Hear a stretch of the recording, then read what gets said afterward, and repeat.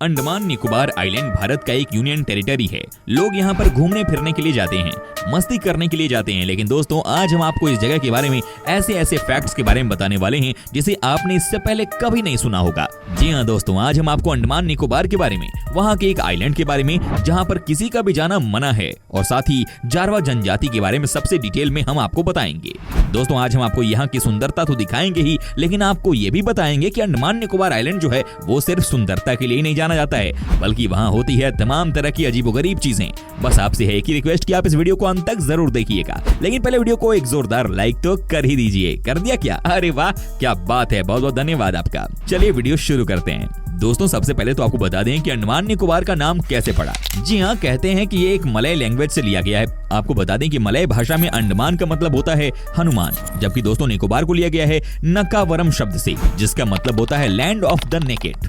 दोस्तों, आज हम आपको अंडमान निकोबार की एक ऐसी जगह पर लेकर के जा रहे हैं जहां पर की मिलेनियम का यानी कि 2000 की सबसे पहली सूरज की किरण यहां पड़ी थी। जी हां, ये जगह है कटचल आइलैंड। आपको जानकर हैरानी होगी कि बहुत सारे लोगों को इस आइलैंड के बारे में कुछ भी नहीं पता था, लेकिन जैसे ही रॉयल ग्रीनविच लेबोरेटरी ने इसके बारे में बताया कि यहाँ पर मिलेनियम की सबसे पहली सूरज की किरण पड़ी थी, उसके बाद तो टूरिस्ट में इस प्लेस को लेकर बहुत ही इंटरेस्ट पैदा हो गया।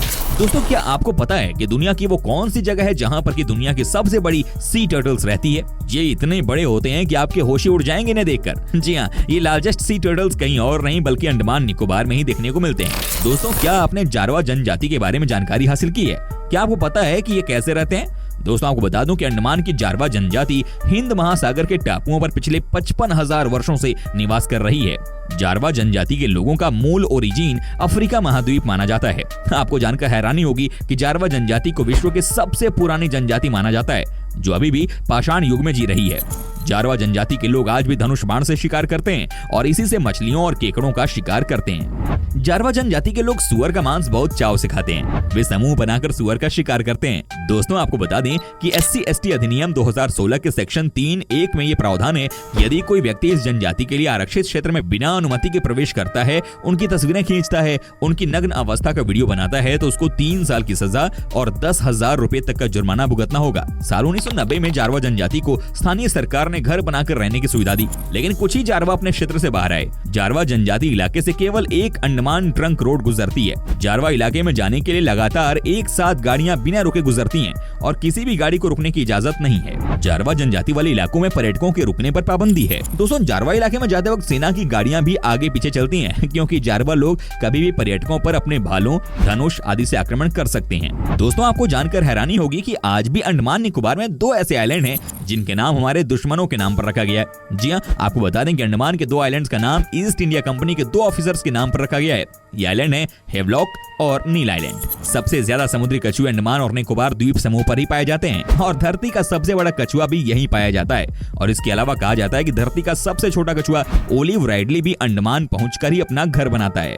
आपको जानकर हैरानी होगी कि अंडमान और निकोबार द्वीप समूह में सबसे ज्यादा बोली जाने वाली भाषा बंगाली है। इसके अलावा तेलुगु, तमिल, मलयालम, अंडमानीज और भी अन्य भाषा बोले जाने वाले लोग यहाँ पर मिलते हैं। आमतौर पर भारतीयों को बहुत मिलनसार माना जाता है, पर अंडमान और निकोबार द्वीप समूह में रहने वाले मूल जनजाति के लोग बाहर से आने वाले लोगों के साथ घुलना मिलना पसंद नहीं करते हैं। यहाँ के मूल निवासी मुख्यतः जारवा जनजाति से हैं। दोस्तों, आपको बता दें कि वैश्विक स्तर पर आइलैंड बेहद चर्चित है, लेकिन आज भी इसकी कई ऐसी जगह हैं जहां इंसान पहुंच ही नहीं सका है। इसके कुल 572 आइलैंड्स में से 36 ही जाने या बसने लायक हैं। निकोबार में जाने के लिए सिर्फ रिसर्च या सर्वे के लिए ही चुनिंदा लोगों को इजाजत मिलती है। टूरिस्ट के लिए यहाँ जाना भी मुश्किल है। दोस्तों, आपको बता दूं कि अंडमान में कमर्शियल फिशिंग बैन है। ये धरती की उन चुनिंदा जगहों में से एक है जहां मछलियों को उम्र पूरी करके मरने का अवसर मिलता है और वो अपनी जिंदगी जीती हैं। जी हाँ, यहाँ पर कोई भी आपको फिशिंग करते हुए नजर नहीं आएगा। यहाँ पर इस तरह की चीजों पर पूरी तरह से बैन है। अंडमान में बटरफ्लाई आपको खूब दिखेंगी। अंडमान तितलियों के लिए हैप्पी आइलैंड है। आसपास के उष्णकटिबंधीय आइलैंड से ढेरों तितलियां यहाँ पहुंचती हैं। कहते हैं कि इन्हें देखने के बाद आपको एहसास होता है कि दुनिया में दूसरे जीवों की लाइफ भी कितनी इंपॉर्टेंट होती है। क्या बात है। वेल फ्रेंड्स, अंडमान में कोकोनट क्रैब बहुत ज्यादा पाए जाते हैं। ये जमीन पर पाए जाने वाले सबसे विशाल क्रैब होते हैं, जिनकी लंबाई 1 मीटर तक हो सकती है। इनका पसंदीदा आहार कोकोनट होता है। ये अपने मुंह से नारियल के मजबूत खोल को भी तोड़ देते हैं। दोस्तों, अंडमान का स्टेट एनिमल है डुगोंग। ये एक समुद्री जीव है और अपने जोड़े संग बेहद शर्मिला रहता है। इनके 5 ब्रीडिंग सेंटर हैं, जिसमें से एक अंडमान में है। दोस्तों, आपको जानकर हैरानी होगी कि इंडिया में केवल अंडमान में ही आपको वोल्केनो देखने को मिलेगा। भारत में एक ही सक्रिय ज्वालामुखी है और ये अंडमान में ही है। ये आइलैंड पोर्ट पोर्ट ब्लेयर से 135 किलोमीटर की दूरी पर स्थित है। यहाँ जाकर आप इस ज्वालामुखी को देख सकते हैं। दोस्तों, जारवा जनजाति के लोग आज भी बिना कपड़ों के ही रहते हैं, लेकिन हाल ही के सालों में पर्यटकों के संपर्क में आने के कारण बहुत से जारवा अब कुछ कपड़े पहने दिख जाते हैं। जारवा जनजाति के लोगों को गाना गाने और नाचने का बहुत शौक है और एक सुर और ताल में ये नाचते गाते हैं और अपने परंपरागत वाद्य यंत्र को बजाते हैं। जारवा जनजाति के लोगों की रोग प्रतिरोधक क्षमता बहुत ज्यादा है।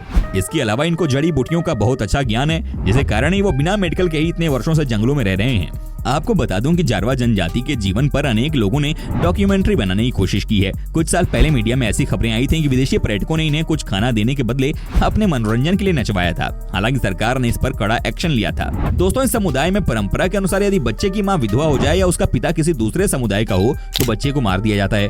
बच्चे का रंग थोड़ा भी गोरा हो तो कोई भी उसके पिता को दूसरे समुदाय का मानकर उसकी हत्या कर देता है और समुदाय में इसके लिए कोई दंड नहीं है। जारवा जनजाति के लोग किशोरावस्था में ही विवाह कर लेते हैं। ये लोग वचाही और हाथों वृक्ष की पत्तियों को गर्भ निरोधक के रूप में प्रयोग करते हैं।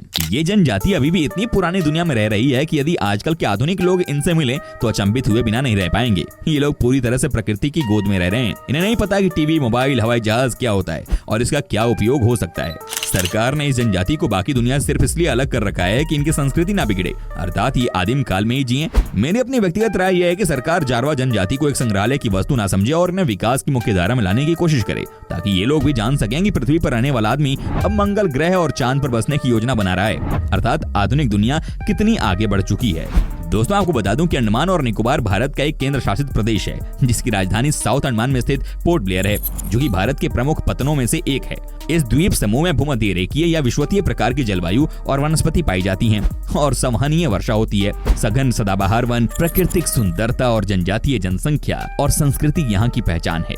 वर्तमान में ये भारत के एक प्रमुख पर्यटन केंद्र के रूप में विकसित हो चुका है। अंडमान और निकोबार कोको चैनल के माध्यम से म्यांमार से और ग्रेट चैनल के माध्यम से इंडोनेशिया से अलग होता है। दोस्तों, आपको बता दें कि पहला यूरोपीय जिसने अंडमान में अपनी कॉलोनी बनाई वो डेनिश यानी कि डेनमार्क का निवासी था। ये 1755 में अंडमान पहुंचा था। अंग्रेज पहली बार 1789 में अंडमान पहुंचे थे, वो भी चंथम आइलैंड पर। अंग्रेजों ने यहाँ अपनी कॉलोनी और नेवल मिलिट्री बेस बनाया।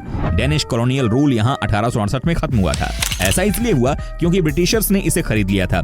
इसके बाद आइलैंड का पूरा अधिकार अंग्रेजों के हाथ में चला गया। जी हाँ, ये बात 100% सच है।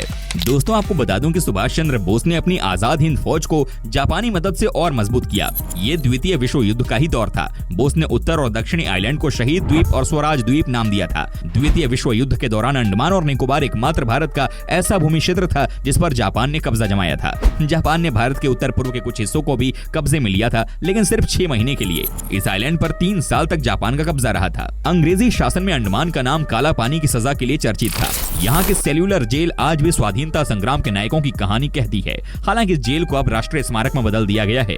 भारत से ज्यादा अंडमान इंडोनेशिया और बर्मा के नजदीक है। अंडमान की इंडोनेशिया से दूरी 150 किलोमीटर है, जबकि भारत की सीमा इससे 800 किलोमीटर दूर है। खतरनाक है यहाँ के आदिवासी समूह। जी हाँ, अंडमान निकोबार में एक समय मूल जनजातियों के 6 से 7 समूह पाए जाते थे। जारवा, ओंगे, ग्रेट अंडमानीज, सेंटिनेलीज, शोम्पेन्स और बो। आज इनमें से सिर्फ 4 ही जनजाति समूह बचे हैं। सेंटिनल द्वीप पर आज भी हजारों साल पुराना इंसानी कबीला रहता है। जारवा जनजाति मानव सभ्यता की सबसे पुरानी जनजातियों में से एक है, जो हिंद महासागर के टापुओं पर पिछले हजारों वर्षों से निवास कर रही है। ये अभी भी पाषाण युग में जी रही है। कहते हैं कि ये 50,000 वर्ष पहले अफ्रीका से यहाँ पहुंचे थे। ये जनजाति दक्षिणी अंडमान में रहती है। जंगली भी जारवा जनजाति के ही वंशज हैं, लेकिन रूटलैंड द्वीप की वजह से ये उनसे थोड़े कटे हुए हैं। ओंगे जनजाति के लोगों का मुख्य काम शिकार और खाने की तलाश करना है। शोम्पेन्स लोग निकोबार के मूल निवासी हैं। ये निकोबार द्वीप के मध्य में बसते हैं। सेंटिनेलीज जनजाति का संपर्क बाहरी दुनिया से बिल्कुल भी नहीं है। ये अंडमान के मूल निवासी हैं। ये दुनिया के सबसे खतरनाक जनजातियों में से एक हैं। जारवा जनजाति की लाइफस्टाइल के बारे में अगर बात करें तो जारवा जनजाति का प्रिय भोजन सुअर का मांस है, जिसके लिए वो समूह में शिकार करते हैं। ये लोग आज भी धनुष बाण से मछली, सुअर और केकड़ों का शिकार करते हैं। जारवा पुरुष और महिलाएं ऊंचे ऊंचे पेड़ों से शहद इकट्ठा कर उसे भोजन के रूप में इस्तेमाल करते हैं। कहते हैं कि 150 से ज्यादा पेड़ पौधों और 250 से ज्यादा जानवरों की प्रजातियों का ज्ञान है। सन 1998 में पहली बार जारवा बिना धनुष बाण के अपने इलाके से बाहर शहरों में आए थे। सन 1990 में जारवा जनजाति को स्थानीय सरकार ने घर बनाकर रहने की सुविधा दी थी, लेकिन कुछ ही जारवा अपने क्षेत्र से बाहर आए। ये अपने क्षेत्र में किसी भी प्रकार की दखल अंदाजी बर्दाश्त नहीं करते हैं। जारवा जनजाति के लोग आज भी बिना कपड़ों के ही रहते हैं, लेकिन हाल ही के वर्षों में बाहरी आबादी के ज्यादा आगमन से लोग उन्हें कपड़े देते हैं तो वे पहन लेते हैं। इन लोगों को गाने और नाचने का बहुत शौक है। झारखंड के आदिवासी भी रहते हैं यहाँ पर। अंडमान निकोबार में इसके अलावा और भी जनजातीय समूह रहते हैं। दोस्तों उम्मीद करता हूँ कि आपको हमारा ये एपिसोड पसंद आया होगा। साथ ही दोस्तों अगर आपको इस वीडियो पर कोई राय देनी है तो आप हमें कमेंट कर सकते हैं, हमें आपके कमेंट का रहता है इंतजार। दोस्तों अगर आप हमारे चैनल पर नए हैं तो प्लीज चैनल को सब्सक्राइब जरूर कर दीजिएगा, क्योंकि हम आपके लिए रोज इस तरह की वीडियो बनाते रहते हैं। दोस्तों अपना ख्याल रखिएगा, मिलेंगे अगले एपिसोड में, तब तक के लिए टेक केयर, बाय बाय।